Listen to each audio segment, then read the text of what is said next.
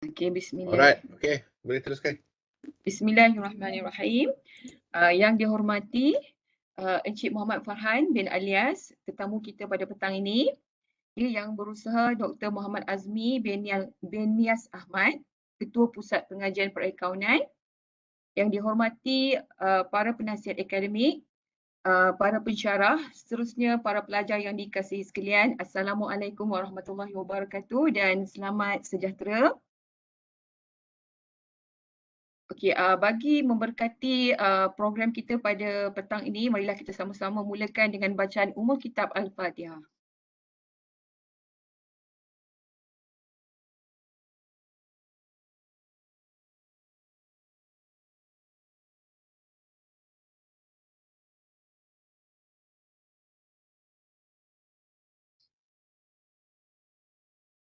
Alhamdulillahirrabbilalamin wassalatu wassalamu ala asyrafil anbiya'i wal mursalin wa ala alihi wa sahbihi ajma'in.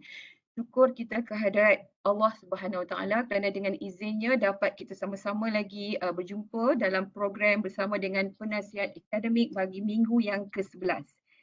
Alhamdulillah ya, pada hari ini kita merasa sangat bertuah sekali kerana bersama-sama dengan kita pada petang ini merupakan seorang yang istimewa. Beliau merupakan alumni Bachelor of Accountancy UiTM dan juga merupakan alumni DIA UiTM Cawangan Pahang ya, batch tahun 2006, betul ke tidak? Beliau juga merupakan bekas pelajar saya sendiri dan juga beberapa orang pensyarah di sini. Selamat datang Encik Farhan ke program kita pada petang ini. Selamat datang. Okey,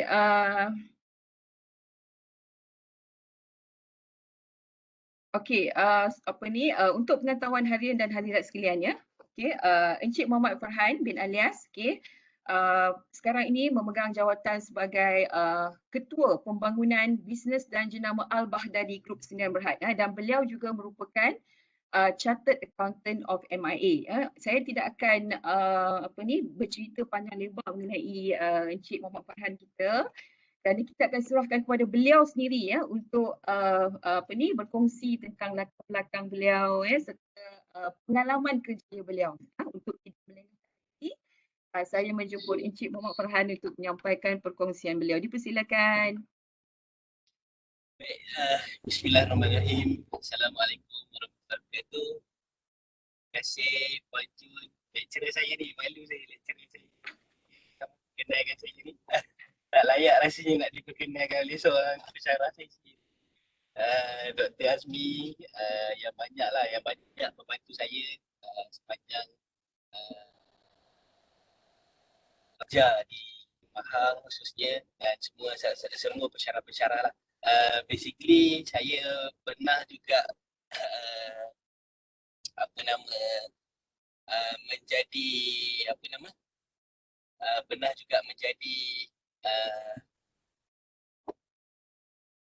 menjadi RA, Research Assistant ya. Saya tak dapat nak on video mungkin sebab saya punya line ni dia terlalu tinggi sangat bandwidth dia tu. Nanti dia akan jam pula suara saya. Nah, menjadi seorang RA di bawah Dr. Mahathir beberapa bulan, beberapa term dan juga menjadi bantu jugalah di bahagian college dan biasa kalau event-event UiTM tu biasanya saya ni diamanahkan jadi nama Master of Ceremony MC kepada program-program lah, khususnya yang kalau yang saya ingat zaman-zaman dulu lama dah tu tahun 2005-2006 tu biasanya kita ada pesta combo. Bukan pesta combo, Pesta Merdeka tak silap saya. Kita selalu buat sambutan lambang kemerdekaan dan sebagainya. Biasanya saya lah antara yang diamanahkan untuk menjadi host pada ketika tu ya. Jadi alhamdulillah dengan pengalaman di peringkat universiti, saya bukanlah seorang pelajar biasa mungkin Puan Ju dia selalu ingat saya tu sebab saya selalu duduk baris belakang sekali kalau dalam kuliah. Dan saya selalu duduk dengan kawan saya yang lain yang nakal-nakal lah dekat belakang tu. Tapi dalam yang nakal tu biasa saya yang paling baik lah sebab tu dia ingat. Jadi apa nama, selalunya kita belajar sama je macam saya boleh istilahkan adik-adik lah yang ada dekat sini. Sama je, bukanlah yang saya bukanlah yang orang yang terlalu pandai sangat, bukan orang yang straight A, saya bukan orang yang terlalu hebat dan sebagainya. Tetapi dengan kita berusaha, saya yakin satu word ni ialah word dia berusaha, dan word yang kedua, usaha tanpa jemu. Maksudnya kita tak akan mengalah, kita tak akan rasa susah, kita tak akan rasa apa orang kata, kita tak akan rasa letih, kita tak akan rasa kecewa dengan apa yang kita cuba buat dan cuba kita laksanakan lah. Jadi alhamdulillah dengan tunjuk ajar daripada semua pensyarah-pensyarah dan sebagainya, dengan semangat tu alhamdulillah saya berjaya lah menamatkan pengajian di UiTM Pahang pada tahun 2006. Dan kemudian daripada situ, selepas saya habis diploma, saya menyambung terus untuk bekerja lah kerana saya ada tanggungjawab. Ni kalau cerita kat Puan Chun ni dia akan marah saya ni. Dia gatai sangat nak kahwin kan. Jadi saya dah berumah tangga pada ketika tu di tahun akhir di UiTM, dan pada semester akhir tu saya dah ada exam saya yang last tu, anak saya yang sulung dah lahir. Jadi itu adalah satu orang kata satu cabaran lah bagi saya, satu cabaran. Saya ambil itu sebagai satu cabaran. Saya ambil itu sebagai satu tanggungjawab kepada diri saya sendiri, ya, untuk kita ada satu pada waktu usia sama dengan mungkin sahabat-sahabat yang ada dekat sini, habis diploma berapa? 21 kan. Saya 20 tu dah mendirikan rumah tangga. Jadi 21 tu habis diploma dah ada seorang anak. Dan alhamdulillah dengan itu saya pun terus bekerja. Sebab memikirkan kalau saya nak sambung, saya perlukan masa at least 3-4 tahun lagi. Ya, dan masa tu anak pun nak membesar kan. Jadi kita fikir macam mana apa kita nak buat. Tapi memandangkan dalam keluarga saya ni, abang saya tengah sambung master masa tu, kakak saya pun tengah sambung master. Jadi saya bekerja pada tahun 2007 tu selepas habis diploma di sebuah syarikat yang menguruskan petroleum. Maksudnya macam Petronas macam tu lah. Tapi dia ada 3 outlet dan saya terus practice account lah. Saya memang gila sikit account ni. Gila dia, tahap gila dia tu masa saya form 4, form 5, sekolah saya tak ada subjek account. Saya rasa ni mungkin kalau saya cerita pun mungkin baru dengar kot cerita ni. Sekolah saya tak ada subjek account, tapi kami ada dalam lebih kurang 15 orang. Kami ambil subjek account dan kami hire guru luar untuk mengajar kami subjek prinsip perakaunan, dan saya dapat A+ untuk prinsip perakaunan tanpa adanya guru prinsip perakaunan, dan tak ada kelas prinsip perakaunan di sekolah kami. Saya sekolah agama di Kelantan, di Maktab Pengajian Islam di Kelantan. Jadi kami ambil tu atas inisiatif sendiri. Itu kata gila tu. Saya gila sikit account ni. Sebab saya memang sangat admire dengan satu career dipanggil Chartered Accountant. So saya admire dengan career tu. Saya kata saya kena jadi seorang accountant yang bertauliah satu hari nanti. Dan selepas habis diploma, saya pun bekerja selama setahun. Nak jadi rezeki, saya dapat tawaran masuk ke Jabatan Audit Negara pada tahun 2007. Dan selepas tu saya bekerja dengan diploma lah, Memandangkan tadi saya kata abang saya, kakak saya semua tengah sambung master kan. Jadi mak saya ni hari-hari saya akan call sebab saya posting di Sarawak. Jadi hari-hari setiap pagi sebelum turun kerja saya akan call mak saya. Assalamualaikum mak, apa khabar hari ni, sihat ke kan. Jadi mak akan bagi pesanan bila nak sambung belajar. hari-hari dia tanya, sebab dia kata abang kau dah tengah buat master, kakak kau tengah buat master, kau bila nak buat bachelor? Jadi yelah, boleh bayanglah Puan Junai kalau hari-hari mak tanya, mak tak suruh tapi dia tanya. Mak tanya ni kita faham lah. Kalau dia tanya bila nak balik, dia tak suruh balik. Cuma dia kata bila nak balik. Kan, macam itulah istilahnya.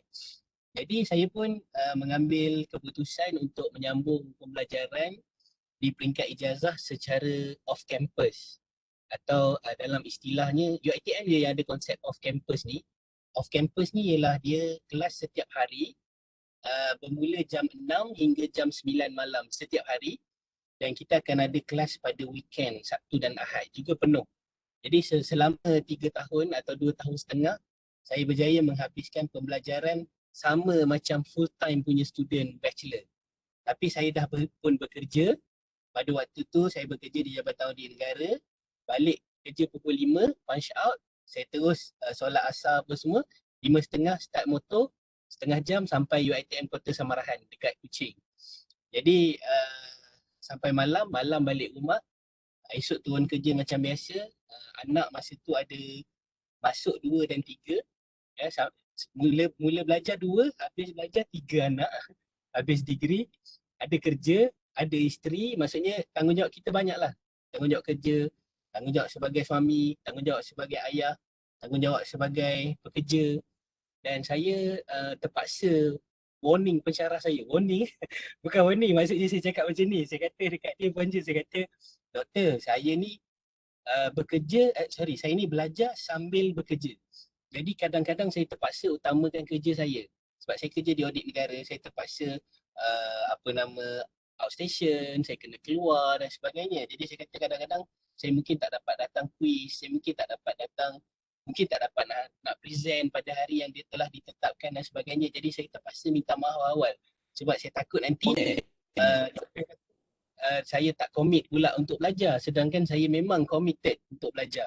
Alhamdulillah sepanjang tempoh tu tak ada subjek yang repeat, kecuali subjek ni daripada zaman diploma lagi lah. Memang saya diploma pun saya fail sekali, finance kan. Degree pun saya fail juga dekat finance sekali. Jadi subjek tu memang management finance kan, math kan. So management finance tu memang cabar lah sebab kita orang account, kita kurang sikit pergi pada management. Saya more pada financial accounting. Saya kurang sikit tentang SIMA kan, management accounting ni saya kurang sikit lah, tak berapa mahir. Tapi Alhamdulillah repeat pun sebab memang lecturer tu sangat garang, sangat strict. Dia kata A is for God, B is for me, C is for you, dia kata kan. Jadi saya nak cakap macam mana? Dia lecturer saya kena respect lah.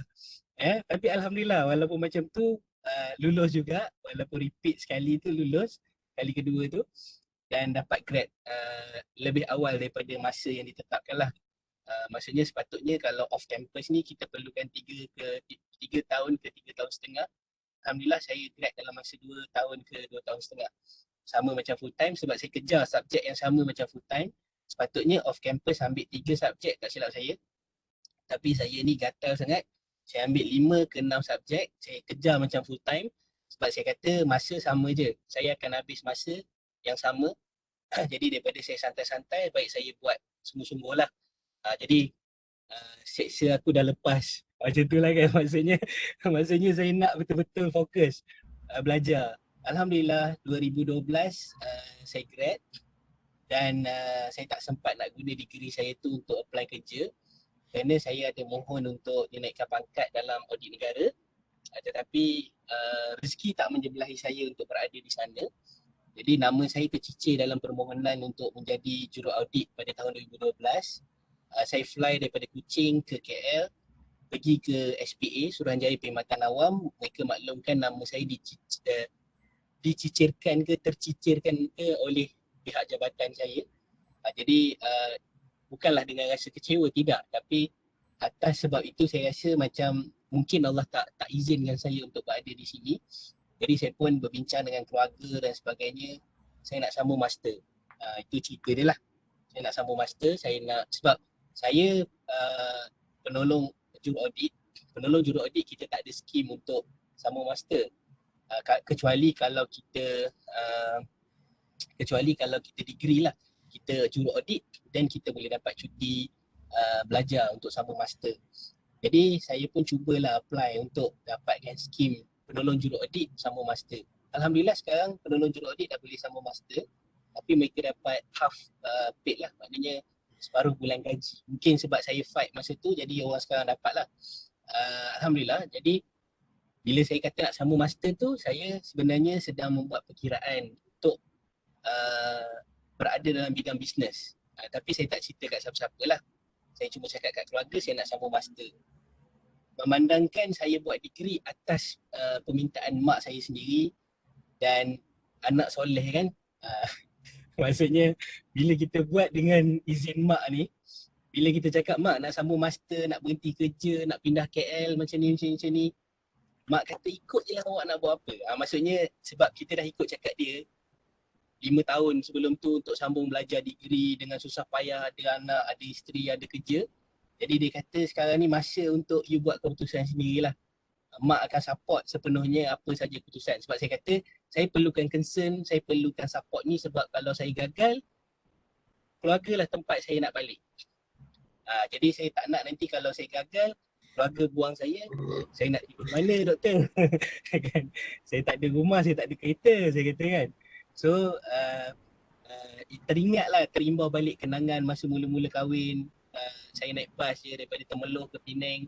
Rumah saya orang Penang. Saya naik bas je, memang tak ada motor pun tak ada. Tapi semangat kita bukan daripada keluarga yang senang lah. Saya 9 adik-beradik. Ayah saya hanya bekerja sebagai seorang guru besar. Mak saya tidak bekerja. Maksud tidak bekerja tu bukan tak buat kerja, tapi tak buat apa-apa. Maksudnya dia suri rumah, banyak kerja dia. Kadang jadi doktor, kadang jadi nurse, kadang jadi tukang masak, kadang jadi tukang cuci kan. Jadi bila macam tu boleh bayanglah 9 adik-beradik, ayah seorang yang kerja. Kami memang tak adalah, bukan daripada keluarga yang senang ya, memang keluarga yang sangat susah. Tapi kami tak pernah meminta lah. Tak pernah tunjuk sebarang kesusahan dan sebagainya. Even masa saya kahwin tu pun, wife saya dekat Shah Alam, dia dapat zakat. So yuran dia dibayar oleh zakat dan sebagainya. Sebab dengan kemampuan keluarga kita. Tapi kita tak menyerah kalah lah. Kita tidak menyatakan kita miskin, biar kita miskin sampai bila lah. Kita tak timbul isu tu. Kita akan usaha bersungguh-sungguh. Dan Alhamdulillah bila saya dah buat keputusan untuk sambung master, sebenarnya saya dapat tawaran daripada Yayasan Peneraju Bumi Putra untuk menyambung ACCA. Dan bila saya sambung ACCA, mereka akan fully sponsored. Lepas tu mereka akan groom saya untuk memiliki audit firm sendiri. Saya terpilih di antara ramailah yang memohon program ni, tapi Alhamdulillah saya terpilih. Saya tak ambil my brain sebab saya tak plan nak ambil master, saya tak plan nak jadi lecturer. Minta maaf doktor. Saya tak plan nak jadi lecturer sebab bukan saya tak minat, tapi maksudnya adik-beradik saya ramai dah doktor. Jadi saya kata saya kena keluar sikit daripada bidang pengajaran. Maksudnya saya tak nak keluarga saya daripada datuk saya, daripada ayah saya semua cikgu, sampailah abang saya pun lecturer, UiTM seorang, UKM seorang, OUM seorang. So saya kata cukuplah seramai itu yang dalam bidang pendidikan, biar saya keluar sikit. Tetapi saya memilih institusi pendidikan juga bersama Al-Baghdadi lah. Institusi pendidikan, mana masih mengekalkan sektor pendidikan tetapi berada dalam bidang bisnes. Jadi masa saya dapat Yayasan Teraju tu, saya gunakan itu sebagai tiket untuk saya berhenti daripada government. Sebab kita nak keluar kerajaan ni, kita tak boleh berhenti suka-suka, nanti nama kita blacklist. Jadi saya ambil itu sebagai tiket, maknanya badan kerajaan offer saya untuk saya sambung dan mereka nak sponsor. Saya gunakan tiket itu untuk berhenti, tapi sampai hari ni master saya tak habis-habis lah. Maksudnya saya tak, itu tiket tu saya keluar je, bukannya saya nak buat pun. Tapi Alhamdulillah mereka pun faham. Bekas pengarah audit negara di Sarawak, last post dia adalah Timbalan Ketua Audit Negara Kewangan, Tuan Haji Khalid Han. Dia baru je pencen bulan 7 lepas. Sebelum dia pencen, dia call saya, dia kata Farhan, come to my office kat Putrajaya, I nak jumpa you sebelum I pencen. So saya pergi office dia, office memang cukup besar. Ialah Timbalan Ketua Audit Negara Jusa A. Jusa A betul dia Jusa A tahulah berapa gaji kan. Memang jus punya gaji lah. So tapi alhamdulillah dia sangat humble orangnya, sangat baik ya. Dan saya terkesan dengan satu pesanan beliau. Dia kata, Farhan, I lepas I pencen ni, I betul-betul nak rest. Kenapa doktor? Kenapa Tuan Haji? I nak rest sebab I dah bagi the full commitment dalam kerja I. Dia kata, I dah buat macam-macam. I dekat Sarawak dulu. Saya tahu sebab saya antara penolong juru audit, tak semua masuk management meeting. Tapi saya lucky dapat masuk management meeting sebab saya jaga data pelatihan untuk semua staff. Mana 145 staff di audit negara pada waktu tu di Sarawak, saya jaga data pelatihan diorang dan saya tentukan diorang ni mesti cukup training. So saya kena bentang setiap kali management meeting, saya kena bentangkan data ni dan kena report dekat management. Jadi saya dapatlah masuk management meeting, jadi saya tahu apa yang dia bincangkan, dengar dan sebagainya, tapi kita taklah sampaikan sebab kita tahu apa yang dalam tu adalah private and confidential. Tetapi kita belajar macam mana nak manage. Kita tengok macam mana sebuah institusi tu diuruskan. Bagaimana pengarahnya memain peranan, bagaimana timbalan pengarahnya memain peranan dan apa peranan ahli-ahli dalam mesyuarat tersebut. Jadi di situ saya belajar bagaimana cara mengurus. Satu. Yang kedua, masa saya di audit, saya menjaga report. Sebab ni kerja-kerja yang semua orang tak nak, doktor. Kerja yang orang tak nak lah, nak jaga report training orang, nak jaga, siapa nak jaga ni? Sebab kerja aku pun banyak.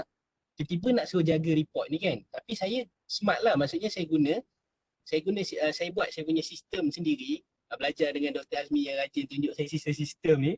Saya buat saya punya sistem online sendiri dan saya record secara online. Saya nak bentang pun saya tak payah nak print, nak apa, saya terus projek dekat skrin, saya bentangkan dekat dia, dekat dalam meeting pengarah dan sebagainya. Jadi dekat situ orang lain tak buat, kita buat, dapatlah kita belajar benda yang orang lain tak dapat belajar. Dan yang kedua, saya terlibat juga dalam penyediaan audit report untuk dibentangkan. Maksudnya contoh ada 30 report yang akan dibentangkan di parlimen. Contoh, saya adalah jawatan kuasa yang terakhir yang mesti menyemak semua report, cross reference, evidence, bukti dan sebagainya untuk memastikan tidak ada query. Even ayat sendiri pun, ayat yang akan digunakan pun kita tapis line by line. Jadi memang satu kerja yang siapa pun tak nak sebab ini kerja tambahan yang kerajaan tak bayar gaji lain. Ya, doktor dengan Puan Jun ni tahulah sebab ni antara yang saya admire. Sebab dia suka buat kerja tambahan daripada zaman saya belajar diploma lagi. Orang-orang yang suka buat kerja tambahan ni memang dia akan dapat knowledge yang different daripada orang lain. Jadi saya masa tu saya seorang saja 27, maknanya saya seorang saja penolong. Yang lain semua ketua penolong pengarah semua orang besar-besar lah. Yang chair adalah timbalan pengarah. Jadi timbalan pengarah chair, saya yang jaga laptop apa semua, jaga report. Kami memang chair day by day, pagi sampai malam sampai report tu keluar. Semua dia punya cross reference. Jadi di situ saya belajar macam mana nak kemaskan working paper, macam mana nak kemaskan evidence, macam mana nak kemaskan ayat. Jadi alhamdulillah sepanjang saya hantar report saya, tak pernah lagi pengarah saya reject kata ni essay budak darjah 6 lah. Sebab bos saya sendiri pun pernah kena baling file depan saya. Pengarah baling file, dia kata ini essay budak darjah 6. Memang saya menangis lah, bos saya menangis kan, kena marah kan. Biasa kita kena marah ni, kita ambil ini positif. Saya orang yang kalis marah lah. Sebab tu macam lecturer-lecturer yang rajin marah kat jengka tu, dia tak dapat nak marah saya sebab saya kalis marah. Dan saya dengar je kalau dia marah, dia bebel ke dia apa, saya dengar je kan. Saya tak react sebab bagi saya kenapa dia marah kita mesti ada benda dia nak betulkan kita. Macam mak marah kita sebab dia nak kita jadi orang yang berguna.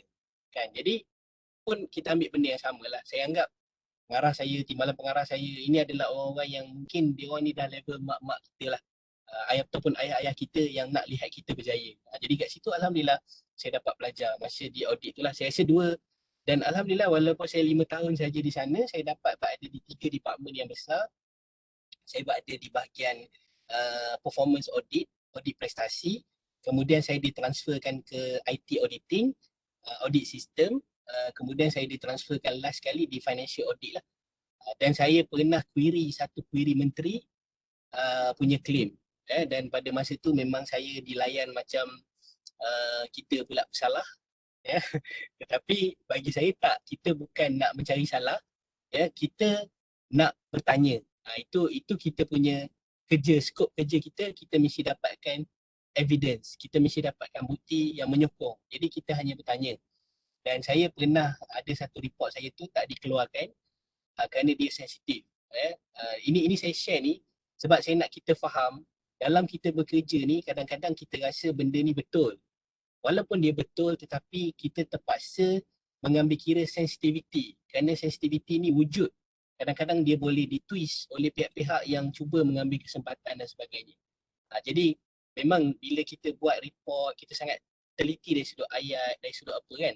Sebab kadang-kadang biasalah kalau wartawan ke apa tanya soalan, dia takkan tanya soalan yang simple-simple. Dia akan cuba nak provoke kita, dia akan cuba nak tekan kita dan sebagainya untuk kita keluarkan benda-benda tidak munasabah. Jadi alhamdulillah dekat situ saya rasa saya dapat belajar bagaimana cara menguruskan kerja, mendepani cabaran-cabaran kerja dan sebagainya. Dan selepas itu bila saya dah resign, saya join Al-Baghdadi, saya buat masuk dalam bidang bisnes. Bukan mudah juga, bukan satu benda yang mudah. Siang malam pagi petang kita bangunkan, kita develop dan sebagainya. Dan dua bisnes lah yang saya terlibat, satu di Al-Baghdadi, PKP kita bangunkan 336 brand, kita develop bisnes F&B. Dan sekarang saya dah kembali kepada Al-Baghdadi untuk melihat kembali projek-projek special project task force dan sebagainya untuk kita gerakkan. Jadi dekat situ kalau saya nak kata banyak sangat pengalaman, taklah banyak sangat pengalaman, tetapi adalah sedikit pengalaman bekerja, pengalaman dia panggil University of Life lah. Walaupun kita duduk UiTM, itu kita dah rasa satu universiti, tapi sebenarnya itu terkawal, universiti yang sangat terkawal, maksudnya kawan-kawan kita dikawal, pensyarah-pensyarah kita dikawal dan terkawal. Tapi bila kita berada di University of Life, kita tak kenal siapa, kita terpaksa masuk dalam persaingan yang sebenar dan kita terpaksa berada dalam satu persaingan yang sengit. Jadi cuma saya mengambil ruang dan cara saya nak bersaing ialah saya akan memilih satu jalan yang mana jalan itu ada persaingan tetapi persaingannya tidak terlalu sengit. Kerana kalau kita betul-betul excellent, yes, kita boleh berada di satu lapangan yang betul-betul sengit. Tapi kita harus memilih lapangan kita. Maksudnya kalau adik-adik yang diploma, ijazah dan sebagainya ni, daripada sekarang dah set dah. Sebab saya dah set, saya nak jadi chartered accountant tu pada saya form 4 lagi. So form 4, form 5, saya ambil principal account, ambil diploma in accountancy, ambil degree.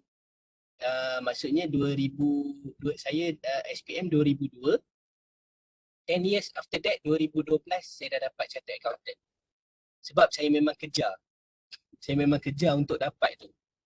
Jadi kejar tu sebab kita punya, bukan kita kejar untuk kerja, bukan kita kejar untuk dapatkan apa-apa manfaat, tak. Kita kejar kerana kita nak kejar satu knowledge. Kita kena kuasai satu bidang ilmu dulu. Kita kuasai satu bidang ilmu. Bila kita kuasai satu bidang ilmu, barulah kita boleh kuasai bidang-bidang seterusnya. Sebab tu dari sudut perakaunan, kalau prinsipnya, contohlah bila ada staff-staff baru masuk kan, yang jaga akaun dan sebagainya, dia tanya-tanya soalan-soalan asas prinsip. Saya kata prinsip tidak berubah. Yang berubah hanya metodologi, yang berubah hanya approach. Tapi prinsip tidak berubah. Jadi sebab tu orang yang belajar prinsip perakaunan ni, dia ada prinsip hidup lah. Saya boleh katakan orang yang belajar akaun ni dia punya prinsip hidup dia tinggi. Sebab tu kadang-kadang susah nak challenge dengan orang bisnes, orang marketing. Sebab marketing bukan, minta maaf mentang-mentang dalam ni orang akaun, bukan nak angkat bakul orang akaun. Tapi maksudnya marketing dia punya prinsip dia selalu berubah-ubah.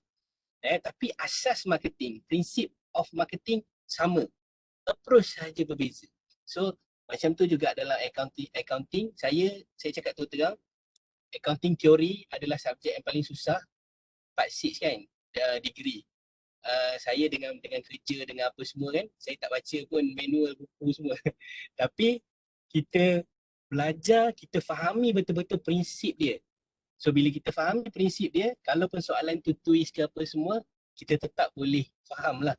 Dia tetap boleh hurai lah. Walaupun lecturer kata kau ni mengarut je ni, goreng je banyak kan. Tapi at least dia kata ada lah 60-70% tu ada prinsip tu. Tinggal 30% lagi tak tepat. Sebab kita bukan perfect.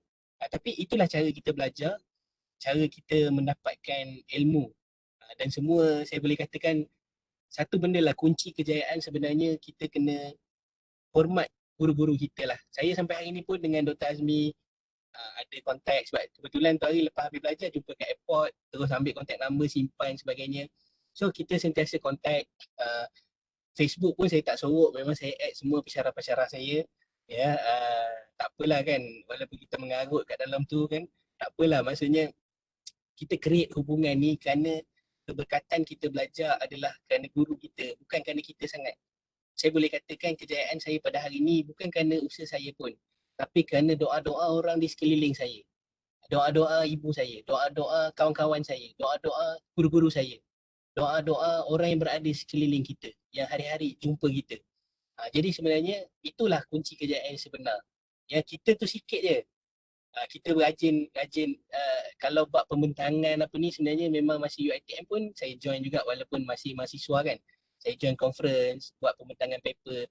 Bukan pandai sangat pun, tapi kita nak belajar macam mana sebenarnya nak bentangkan paper, macam mana conference tu, macam mana orang sebut conference. Alhamdulillah dapatlah conference dekat Langkawi masa dekat UiTM tu. Berasalah juga. UiTM bayar semua kan, hotel apa semua pergi Langkawi. Lepas tu kat Kuantan. So kita join benda ni. Memang sibuk belajar, tapi paling utama saya sendiri memang saya fokus lah dalam kuliah. Mungkinlah kalau pensyarah-pensyarah perasan, mungkin saya dalam kuliah tu memang fokus sebab saya tak ada masa. Maksudnya petang, kalau masa saya kat UiTM dulu, bocor rahsia sikit. Petang apa saya buat ialah saya akan jual burger. Tapi saya jual halal doktor. Saya bekerja dengan kafe. Maksudnya petang je saya akan kerja dengan kafe dekat college tu.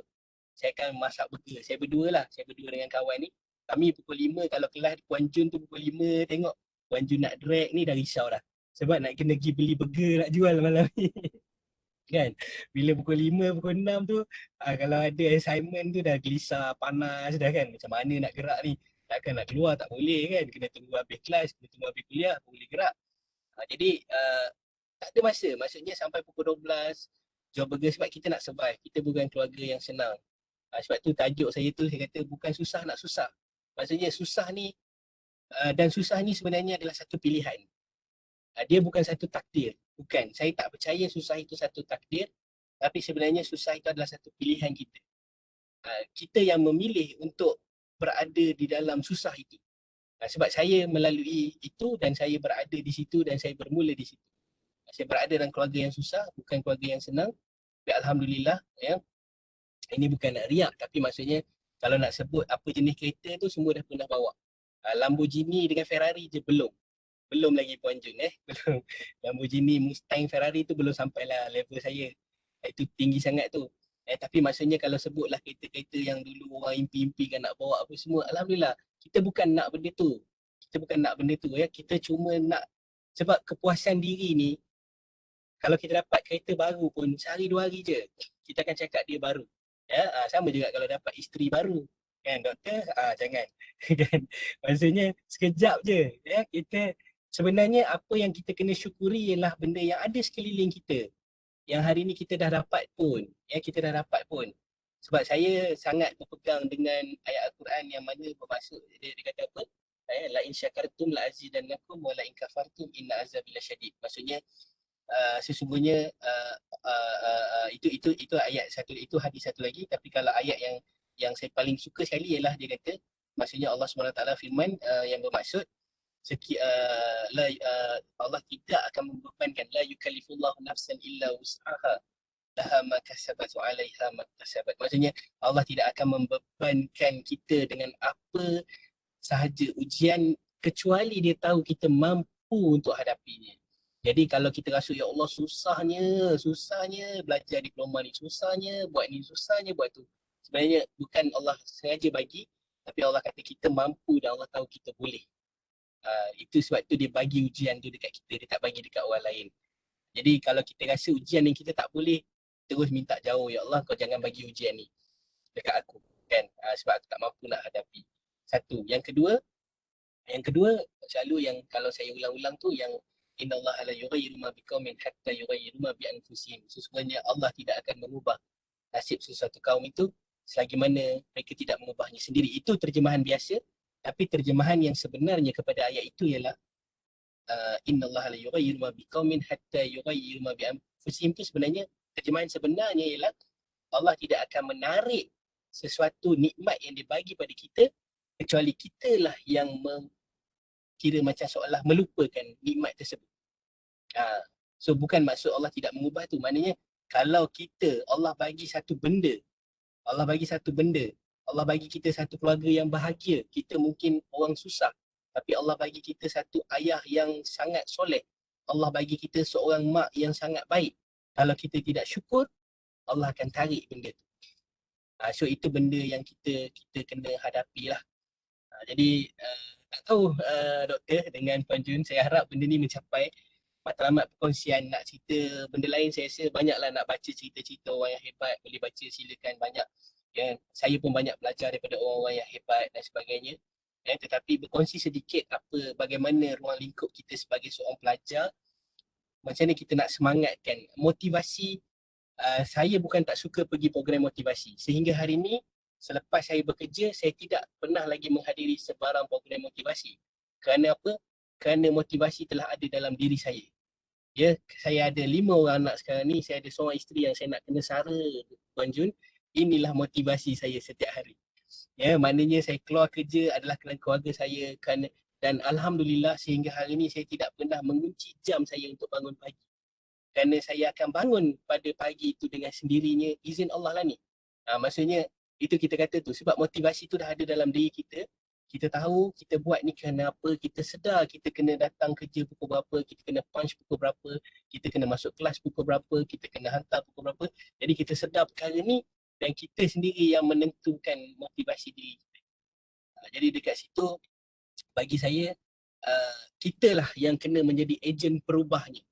Ya, kapal di laut tidak akan karam kerana air di persekitarannya, tetapi kapal di laut akan karam jika air masuk ke dalam.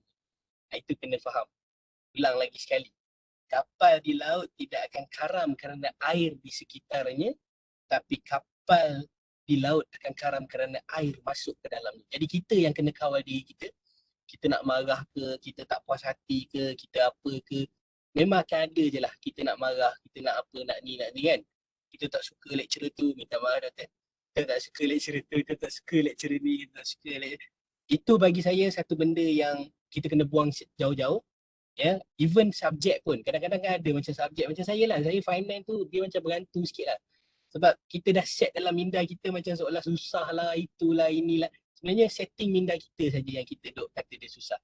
Bila saya dah kerja rupanya senang je benda tu untuk kita belajar dan sebagainya. Jadi dekat situlah maksudnya kata kuncinya kejayaan ni sebenarnya adalah daripada doa orang di sekeliling kita. Dapatkan sebanyak mungkin doa, dan nak tahu tak doa siapa yang paling ikhlas. Kalau di UiTM tu, orang yang antara yang saya paling rapat ialah makcik-makcik yang kerja kantin, makcik-makcik yang cuci tandas, makcik-makcik yang jadi cleaner. Sebab mereka ni orang susah. Saya kenal makcik cleaner tu sampai hari ni. Saya kenal lagi suami dia, keluarga dia, saya kenal lagi dekat yang kerja tu. Dia dah berhentilah. Maksudnya sebab doa dia orang ni tak ada hijab. Kita gembirakan dia. Sebab dia macam pengganti mak ayah kita lah. Kita tak ada mak ayah dekat universiti kan. Jadi mereka lah mak ayah kita, orang tua kan yang bekerja. Jadi kita cakap, makcik, dah makan ke belum? Kan? Pak Gad jengka, saya boleh katakan semua kenal saya. Sebab apa? Kita masuk, dia bagi salam. Assalamualaikum. Kita hormat dia. Sebab dia orang paling bawah. Kalau kita boleh hormat orang yang paling bawah, kita boleh respect dia, kita boleh sayang dia, insyaAllah Allah akan bagi sesuatu yang terbaik untuk kita. Jadi kita cubalah kalau ada duit RM1, RM2, bagi je kat makcik-makcik tu dia punya doa dia tu. Terima kasihlah makcik tak makan lagi hari ni. Macam dia punya semangat dia punya. inilah orang yang akan menyebabkan kita berjaya. Bukanlah diri kita sangat ya. Diri kita ni mungkin ada juga tapi berapa persen saja. Ya, kerana kalau tak kerana kita pun benda tu tak berjalan juga. Tapi doa itulah benda yang paling utama untuk kita selesaikan insya-Allah. Wallahu a'lam. Saya rasa tu mukadimah yang sangat panjang 45 minit.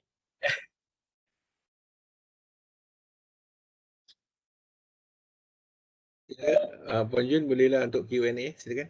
Okey, terima kasih pada Encik Muhammad Farhan atas mukadimah sebentar tadi. Mukadimah baru maksudnya ada sambungan lagi lepas ni Okey.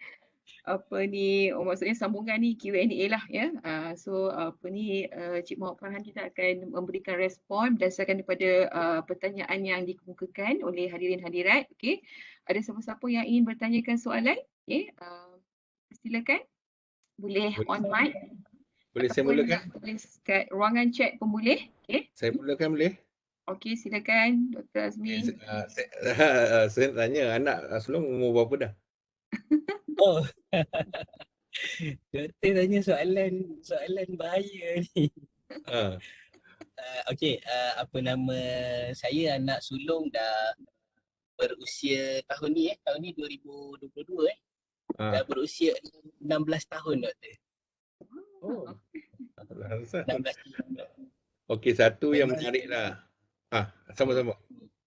Dia sekarang ni saya hantar pada usia dia 13, saya hantar dia Mat Hafiz. Dan saya dah schedulekan timeline dia, dan dia dijangka jadi doktor pada usia 40 tahun, doktor pakar perubatan. Dia yang lukis sendiri dia punya timeline. Alhamdulillah pada tahun pertama dia dapat hafaz 10 juzuk. Tapi lepas tu dapat tawaran di satu sekolah di Port Dickson. Masuk 3 bulan, lepas tu PKP. So bila PKP balik rumah dan sebagainya ni, nak balik semula sekolah, Masya Allah. Ya, dia punya ni dia jadi macam yalah, perempuan kan. Perempuan minta maaf doktor, minta maaf Puan Jun, Dr. Syahidah. Dia perempuan ni dia ada emosi kan. Jadi dia ada emosi. Kalau dia kata tak nak, memang susah lah. Jadi saya kata tak apa, sekarang ni walaupun dia usia 14 tahun, pada usia dia 14 tahun tu dia buat keputusan, dia kata dia nak belajar sekolah biasa. Dia nak duduk di rumah, dia nak belajar sekolah biasa. Jadi saya kata tak apa, silakan kalau nak belajar sekolah biasa, dan kena tentukan laluan ke mana kerjaya yang dia nak pergilah. Nak masuk apa, nak belajar apa. Alhamdulillah sekarang ni form 4 lah. Form 4 duduk di rumah dan sekolah dekat dengan rumah. Okey, tadi saya tengok tadi Farhan kata pangkat dekat Sarawak 27 kan? Ya. 27. Tapi saya tengok kerja macam orang 41, 45, 48. Itulah dia satu benda yang kita semua pelajar-pelajar terutamanya kena faham bahawa untuk untuk berjaya lah, kita sebenarnya kita jangan berkira dalam bekerja ni. Walaupun kerja tu setengah kita boleh cakap je that is not my job, tapi apabila kita bekerja sebegini, nanti Allah akan bagi dia punya orang kata balasannya sebegitu. Tak nak mention sebegitu tu apalah, definisi masing-masing. Jadi next yang tu komen je lah. Yang seterusnya adalah macam mana nak mengubati yelah, Farhan pun dah banyak dengan program motivasi dan sebagainya, menasihatkan orang dan sebagainya. Ubat tak nak bertanya ni pada usia-usia yang muda ni, terutama pelajar-pelajar diploma, susah betul nak bertanya. Kan? Kita tengok lagi berapa orang yang bertanya. Apa ubat dia sebenarnya? Okey, silakan. Dan itu soalan terakhir saya. Maksudnya nak mengubati apa tu? Susah nak bertanya soalan ni. Tu dia. Dia sebenarnya dari sudut bertanya ni, macam saya memang suka bertanya lah. Mungkin minta maaf lah Dr. Azmi semua kan. Kalau saya dalam kelas tu memang kepo sikit, suka tanya, sibuk-sibuk kan. Dia satu je, kenapa kita kurang bertanya sebenarnya dia datang daripada kita lah. Maksudnya environment kita. Maksud environment kita tu environment kita sendiri. Macam saya daripada kecil lagi memang dalam keluarga tu diajar untuk bertanya, maksudnya environment keluarga kita tu memang suka untuk berbincang. Kadang-kadang kan duduk dengan family, Tapi cerita dia cerita nak urus negara pada usia 10 tahun. Jadi kita macam kenapa cerita pasal urus negara, pasal ni. Sebenarnya kita bertanya tu sebenarnya adalah environment kita lah. Satu. Yang kedua, bertanya ni sebenarnya adalah kunci kepada ilmu, kunci kepada maklumat. So that's why kita kena tanya. Walaupun kita dah tahu, tak ada masalah kita bertanya dan dilihat bodoh. Bagi saya tak risaulah. Sebab tu saya lebih suka tanya. Kadang-kadang saya tanya dalam kelas tu, kadang lecturer kata, awak tak faham, saya dah explain tadi.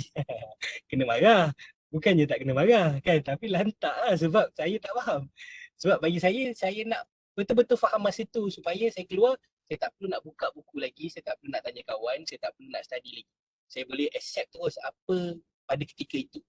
Jadi that's why sebenarnya isu bertanya ni sebenarnya kadang-kadang kita takut untuk dilihat bodoh lah. Maksudnya kita risau, it's a stupid question. Tapi bagi saya, nothing stupid then unless you tak tanya, sebenarnya lebih bahaya. So, tanya je. Kalau lecturer kata kita bodoh, dia bukan kata kita bodoh kan. Dia cuma cakap, awak tak faham ke? Dia betul-betul tak faham. Jadi, kemungkinan pensyarah kita akan ubah gaya bahasa dia, gaya dia explain. So, sebenarnya pensyarah pun ingatkan kita faham.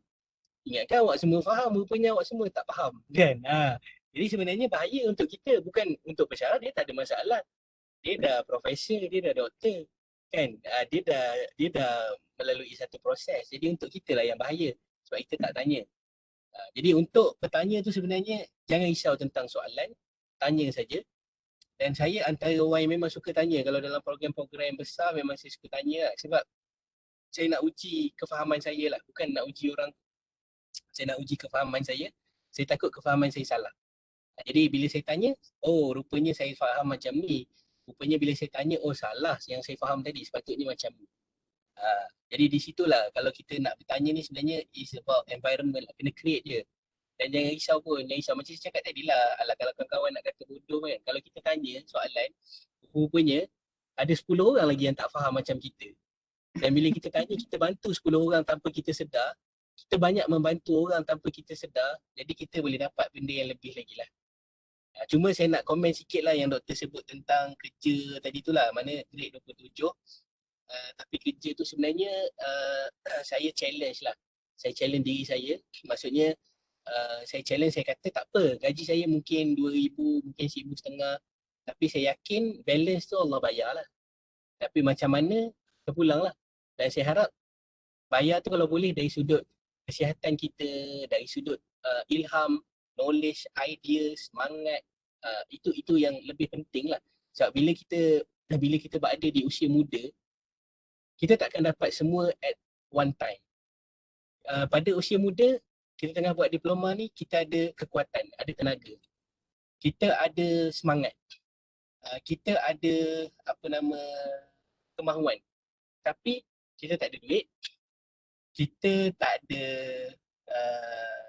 ilmu. Pada satu waktu kita ada ilmu, tapi kita masih tak ada duit. Maknanya kita tak dapat nak kejar juga benda kita nak. Sampai satu waktu lagi kita ada ilmu, kita ada duit, tenaga dah makin kurang. Maksudnya kita dah tak mampu nak buat macam masa kita muda dulu. So itulah benda yang selalu saya fikir, sebab dalam banyak-banyak pertanyaan soalan yang akan ditanya ialah pada waktu muda kamu apa yang kamu gunakan. Dia tak tanya pada waktu tua, sebab bila kita dah tua, of course, kita dah tua, kita akan ingat Tuhan, kita nak semayang, kita nak pergi masjid, of course kita nak pergi Mekah bila kita dah tua. Tapi bila kita muda, apa kita buat? So itu akan ditanya. Bagi saya itulah jadi semangat saya untuk saya mengisi masa ni. Sebab kalau kita tengok sejarah-sejarawan, ada yang tak sampai umur 40 pun dia hidup, tapi nama dia disebut-sebut sampai hari ni. Jadi sebab apa? Sebab dia punya semangat, dia punya kemahuan, dia punya apa. Jadi kita mungkin tak capailah tahap tu, tapi sekurang-kurangnya secebis kita dapat. Kita dapat untuk jadi, untuk kalau kita kata kan, kenapalah Malaysia ni macam ni, kenapalah kampung aku macam ni, kenapalah ni, kenapalah tu kan. Cuba kita jadi sejarah, kita ubah dalam tangan kita apa yang kita boleh ubah. Itu benda yang kadang-kadang menjadi pemangkin semangat saya lah, kata untuk buat lebih tu. Bukanlah kata nak memandai-mandai, tak nak juga. Banyak je orang yang lebih berpengalaman dan sebagainya kan. Kadang-kadang masa kita kerja, nak menangani yang berpengalaman ni pun mencabar juga. Yang dah yang 48, 52, 54, kita 27. Tapi kita geng dengan dia orang. Kita faham. Kita duduk dengan grup macam ni sebab orang kata kalau kita berkawan dengan orang tua, kita akan dapat hikmah dia. Jadi memang kawan-kawan saya memang banyak orang tua lah. Sebab saya berkawan dengan orang tua-tua. Sebab saya nak dia punya hikmah dia, kebijaksanaan dia, cara dia sabar. Kita orang muda memang panas je. Pantang ajak bergaduh nak bertumbuk . Okay, Doktor. Okey, terima kasih. Okey Jun, ada soalan di chat tu. Okey, ada beberapa soalan daripada ruangan chat ni. Okey, saya bacakan soalannya. Okey. Encik Farhan, macam mana ya kalau kita ada benda yang tak faham tapi tak reti atau tak tahu nak tanya apa? Kadang pernah juga jadi macam ni and end up ambil masa yang lama untuk study sendiri and nak faham. Ni kes dia tak tahu nak tanya soalan apa dengan bersyarah kot kan. Jadi macam mana tu? Dia tak faham, dia tak faham tapi dia tak tahu apa yang benda dia tanya. Betul. Saya pernah berhadapan dengan kawan saya ni. Apa, jangan kecewa dengan diri sendiri, jangan gantung pula tuala kan. Maksudnya macam ni, saya pernah ada seorang rakan yang saya sebilik dengan dia. Dia memang tak faham apa yang dia tak faham. Saya memang masa tu, ya Allah, saya kata saya kesian betul kat kawan saya ni sebab saya satu kelas, belajar sama-sama. Saya dah clear dah, saya dah faham dah. Tapi dia study malam, bangun study, pagi kadang saya tengok dia study lagi, dia terpaksa buat review. Dia memang tak faham. Saya kata berat, dia punya ujian ni berat sebab dia diuji dengan tak faham apa yang dia tak faham. Susah ni doktor. Memang susah, berat betul ujian ni, memang berat. Saya kata ya Allah, macam mana saya nak tolong dia Macam mana saya nak tolong dia sebab saya tanya dia. Kan saya sebut nama kan tersasul pula kan, saya tanya dia kan. Kenapa apa yang tak faham? Saya cakap apa yang tak faham? Kalau saya boleh tolong. Sebab saya tengok dia nak buat assignment pun susah, nak buat paper pun susah. Memang kalau dapat assignment consider lagi lah dia masam muka. Sorry. Maksudnya dia, saya tak tahu kenapa dia tak faham. Saya macam, betul-betul tak faham ke? Dia kata memang tak faham. Ya Allah, saya kata kan, macam mana saya nak tolong Saya kata macam saya nak tolong. Tapi dia masuk kelas Puan Jun, dia suka. Itu benda yang mengubah persepsi dia. Tiba-tiba dia berubah persepsi dia. Dia kata, oh macam ni. Okey. Bila saya dah keluar, kita dah macam sekarang dah berlalu masa tu kan. Bila dia buat degree, dia excellent, doktor. Kalau saya sebut nama memang kenal dia. Dia excellent. Saya tak sangka dia kata, wow, degree dia memang excellent. So sebenarnya, okey, bila kita kata kita tak faham apa yang kita tak faham. Okey. Cuba kita cari seorang kawan macam saya tadi, sebab saya ni rasa bertanggungjawab nak tegur dia.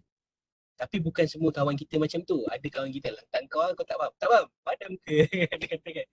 Ada yang macam tu kan. Tapi kita cuba cari seorang kawan yang mungkin dia boleh kita tengok, kau macam senang je. Cuba kita tanya dia, macam mana cara dia memahami struktur pembelajaran. Satu. Yang kedua, kadang-kadang dia ada mind blocking. Saya nampak dia jadi tak faham tu sebab dia pernah kena marah dengan Puan Syida sekali. Sorry Puan Syida, bagi contoh. Dia pernah kena marah sekali. Bila dia kena marah sekali, dia block minda dia. Dia kata lecturer ni suka marah dia. Dia kata dia yang block minda dia. Saya kata bukan. Kenapa dia marah? Sebab awak terang memang salah. Saya kata. Kalau saya jadi lecturer, saya pun marah. Saya cakap kan. Kalau saya jadi lecturer, awak tak faham. Sebab dia block. So kadang-kadang ada sebab kita block minda kita. Maknanya kita mind block kepada apa yang lecturer tu cakap. Okey. Cerita dia macam ni. Bila kita tak faham apa yang kita tak faham, kita jangan cari external factor. Kita cari internal factor. Cari balik internal factor. Okey. Cari internal factor antaranya. Saya tak nak sebut nama lah sebab kalau sebut nama memang Prof kenal. Doktor kenal. So antaranya ialah pada awal-awal dia masuk diploma tu, dia tak jaga solat. Dia memang solat maghrib memang out lah, memang kelau. Lepas tu dia mula, saya tengok kan ada satu malam tu, saya terkejut. Saya ingat siapa duduk atas tikar sejadah. Pukul 4 pagi, dia duduk tahajud kat atas tikar sejadah. So dia cari internal factor sebab dia kata, external factor aku dah tak boleh buat, dia kata. Aku dah cuba betulkan ni, cuba belajar dengan kawan, buat group study, buat ni, buat tu, tapi tak dapat. So akhirnya dia cari internal factor. So bila dia cari internal factor, dekat situ dia mula dapat balik. Sebab dengan Puan Syida kita jumpa 3 semester je, saya rasa sebab IT kan banyak kan. Jadi pada semester-semester akhir tu dia cemerlang. Dia boleh dapat. So saya kata wow, ini satu benda yang kadang-kadang kita pun tak dapat nak bagi satu solution yang tepat. Tak tahu apa solution yang tepat, tetapi bagi saya maknanya kalau ada benda tak faham, cuba cari internal factor dulu.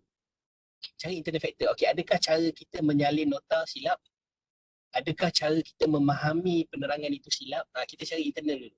Okay, cari internal. Okay, once jangan cuba nak selesaikan semua, selesaikan satu-satu. Kita tengok adakah cara aku salin nota silap? Oh, rupanya cara aku salin nota. Okay, kalau betul, okay, adakah cara aku faham apa yang ni tepat? Okay, tengok internal factor dulu. Dan baru pergi pada external factor. Dan kalau ada rasa geram dekat lecturer tu, belanjalah coklat Cadbury ke, kan, belilah apa-apa, bagi luntur kita punya kadang-kadang kita walaupun muda, kita ada ego kita sendiri. Kita kena bagi luntur sikit kita punya ego tu kan. InsyaAllah. Saya tak tahu. Maknanya saya tak tahu apa keadaan yang bertanya ni, tapi saya menceritakan tadi dalam keadaan kawan saya tadi, yang mana saya kenal dia. Jadi di situ bagi saya maksudnya kita cuba cari internal factor.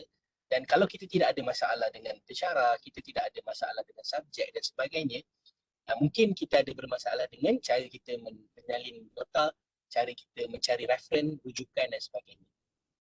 Sekarang laki sebab kita banyak YouTube, kita banyak orang yang cuba buat konten dan sebagainya, cuba kita belajar sikit daripada, kita keluar sikit daripada kelompok kita, cuba kita cari grup-grup yang, contohnya kalau tentang financial accounting, kita join grup yang membicarakan tentang hal-hal itu.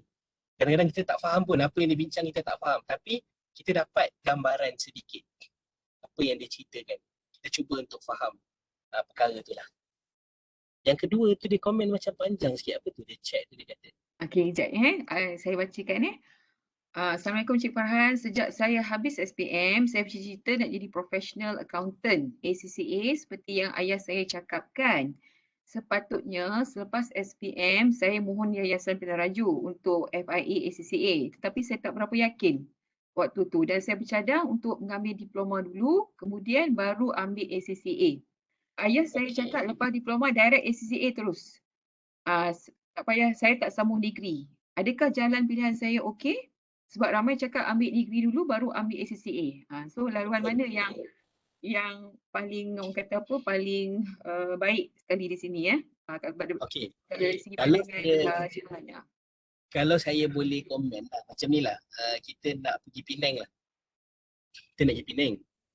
Kita boleh lalu Plus Highway, kita boleh lalu East Coast Highway, kita lalu ikut Kelang, ikut tepi, ikut lumut, kita tengok laut kan. Santai sikit lah perjalanan dia, tengok laut, rasa angin bayu. Kemudian kita boleh juga lalu jalan kampung, ikut celah-celah, ikut Kampar, ikut Batu Gajah tengah ni. Ataupun kita boleh guna flight. Kita check in KLIA, kita turun Penang. Ataupun kita boleh naik bas. Kita naik express. Ataupun kita boleh naik kereta api. Jadi sebenarnya SPM, ACCA, SPM, diploma, degree ACCA, ini sebenarnya adalah jalan-jalan yang kita boleh lalui. Tetapi soalan yang paling penting yang saya rasa kena tanya balik dekat si penanya, apakah tujuan dia nak ambil ACCA? Itu yang paling penting. Okey, ambil ACCA kerana nak bekerja di Big Four, dekat company-company yang besar, ataupun ambil ACCA untuk kerja di overseas, ataupun ambil ACCA sebab ayah suruh. Tiga benda yang berbeza tu. Kan? Jadi ambil ACCA untuk apa? Okay, sekiranya kita ambil ACCA untuk bekerja di overseas, yes, it's right. SPM, ACCA, overseas. Sekiranya kita ambil ACCA untuk career dan kerja kita tu dalam company Malaysia, so it's better diploma, degree and ACCA. Kerana apa? Kerana kita tak stres. Sebab kita akan belajar benda yang ACCA ni dia macam ni Okay, kita nak memasak. Kita nak masuk pertandingan memasak. Semuanya professional chef. Kita nak daripada tadika, kita cuma pandai goreng telur dengan masak Maggi, tiba-tiba kita nak masuk satu pertandingan yang mana orang dah serve, ya Allah, dia boleh buat mayonis. Ada kat sini yang boleh buat mayonis? Maksudnya kita beli dia mayonis tu, beli makan, dia boleh buat mayonis. Aiskrim, dia boleh buat aiskrim daripada raw, bukannya ada bancuan-bancuan, tak. Dia boleh buat kek tanpa sebut penaik. So ACCA ni adalah level professional. Dan sebenarnya kalau di Malaysia, kalau untuk kerjaya di Malaysia, kecuali kita memilih untuk berada di Big Four, yes, memang ACCA itu diperlukan. Tetapi kalau kita tidak berhasrat untuk berada di sana, ACCA itu sebenarnya adalah pilihan untuk melengkapkan professional journey. Perjalanan, macam saya kata tadi lah, kalau tak terlalu terkejar-kejar, kita ikut East Coast Highway, kita ikut pantai. Kita dapat rasai angin sikit, kita dapat rasai pengalaman sikit, macam itulah. Sebelum sampai Penang, jauh sikit, tapi kita santai sikit. Unless kita betul-betul nak pergi overseas. Kita ambil flight KL, Penang, sampai Penang, zup, kita shoot New Zealand. Kita nak kerja dekat Wales, kita nak kerja dekat Auckland, kita nak kerja dekat Brisbane, kita nak kerja dekat mana-mana lah yang overseas. So itu dua benda lah. Maknanya jangan risau dengan pilihan dia antara sampai cepat atau sampai lambat, tapi tetap sampai ke destinasi. So kena tahu destinasi mana yang kamu nak pergilah, insyaAllah. Okey. Ada lagi soalan daripada hadirin hadirat, daripada para pelajar khususnya, ada lagi soalan yang nak dikemukakan? Tak ada. Okey, apa ni? Puan Syahidah, ada apa-apa nak nak disampaikan? Ada apa-apa nak disampaikan ataupun ada soalan ke? Nak malu ni semua lecturer saya. Nak disampaikan, tapi kalau ada peluang ni nak tanya juga dengan Farhan. Tak ada plan kan nak buka outlet dekat dia ke? Oh, soalan cepu cemas. InsyaAllah, doakan. Sebenarnya saya 2022 ni saya tidak lagi terlibat dengan FMB. Maksudnya FMB ada team yang take over the operation, management semualah. Dan saya kembali untuk projek-projek Abang Daddy khususnya. Tapi insyaAllah memang kita plan lah, kita target sehingga at least ada 100 outlet throughout Malaysia untuk kita punya coconut shake lah yang paling special. So kalau pensyarah-pensyarah saya datang, silakan berselayang, saya belanja percuma. Alhamdulillah. Okey, apa ni? Saya rasa kita dah sampai di penghujung program pada petang ini sebab masa pun dah hampir pukul 5:10 ya. Okey, jadi sekali lagi saya ingin merakamkan setinggi-tinggi terima kasih ya kepada Encik Farhan kerana telah sudi meluangkan masa ya bersama-sama dengan kita pada petang ini walaupun beliau sibuk dalam perjalanan nak ke mana ni ya. Sanggup drive buat kerja 2 in 1 drive sambil bagi ceramah. Wow, ni memang very salut lah.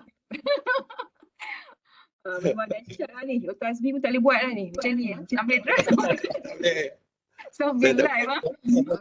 Ada satu soalan ke laut ni kalau kita yang buat macam ni rasanya dah lama dah terbabai. Ada satu soalan lepas tu dia kata bagaimana handle all the pressure. Yelah kan ambil diploma lepas tu kahwin ada isteri semua. Dia sebenarnya senang je dia punya sifir dia. Dah gatal sangat, layan je lah kan. Maksudnya macam ni. Maksudnya kita chill je. Memang pressure ada, chill je. Sebab akhirnya kita tahu ke mana kita nak pergi.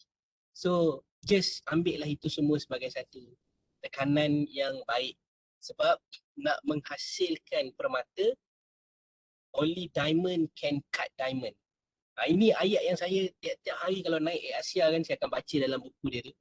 Only diamond can cut diamond. Maksudnya hanya permata yang mampu memotong permata dan nak menghasilkan permata satu proses yang kena tekan cukup kuat. Nak hasilkan pedang yang hebat kena ketuk dulu. Pedang tu ketuk besi tu ketuk.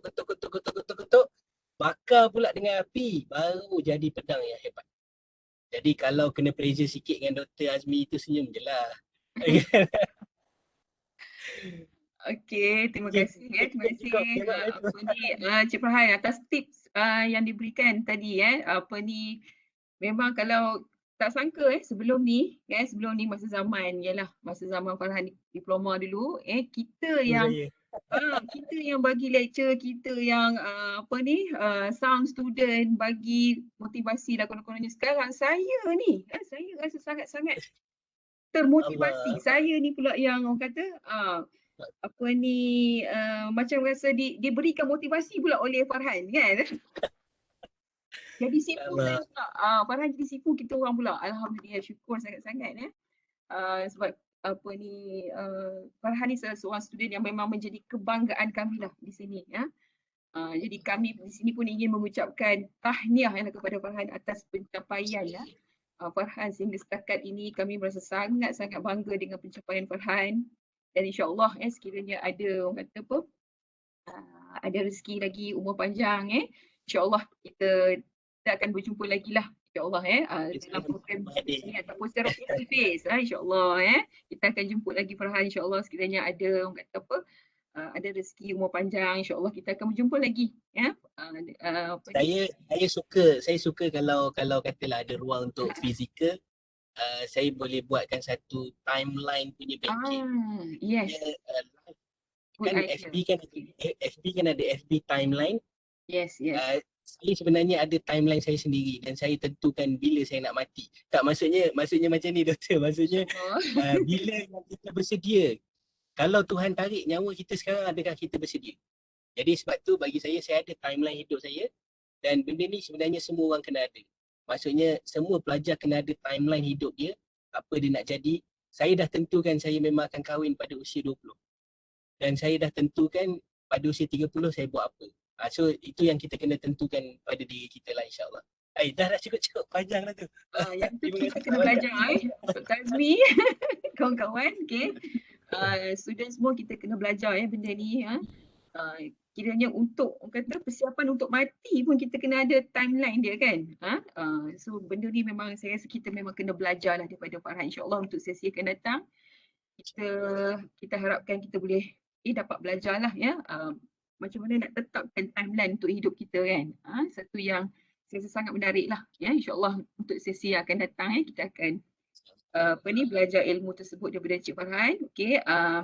Jadi insya-Allah kita sudah sampai di penghujung program pada petang ini. Kita tutup majlis kita pada petang ini dengan tasbih kafarah dan surah Al-Asr. Subhanallah.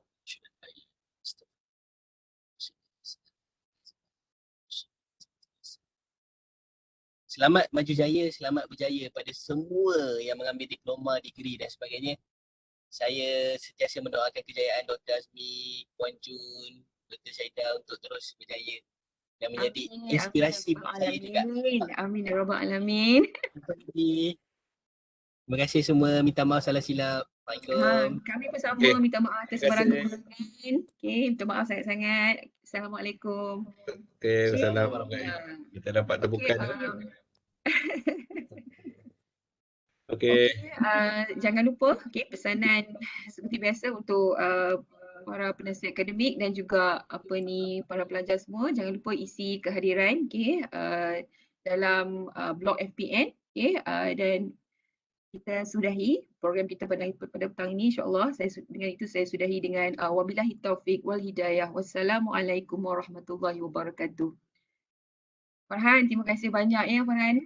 Thank you Farhan, terbaik. Terima kasih banyak ni student semua ucapkan terima kasih pada Farhan ni.